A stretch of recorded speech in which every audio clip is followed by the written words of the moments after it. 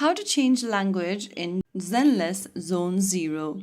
Are you trying to switch the game to English, Japanese, or maybe on a different language setting? If yes, then follow through the steps. First of all, open the Zenless Zone Zero application on your device, and once you're inside this lobby page, go to the Me button at the top left corner.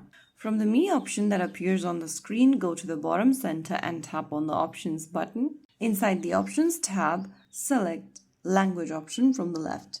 Now you have two different language options, that is game language or voice language. If you want to change the voice language, then you can select the drop down right next to voice language and choose a different language pack. If you want to change the display language, then tap on the drop down right next to game language and select a different option from the list. You can always come back to this same menu and change your language to your preference, and the language setting will immediately change to something else. So that is how you can easily change your language setting on Zenless Zone Zero.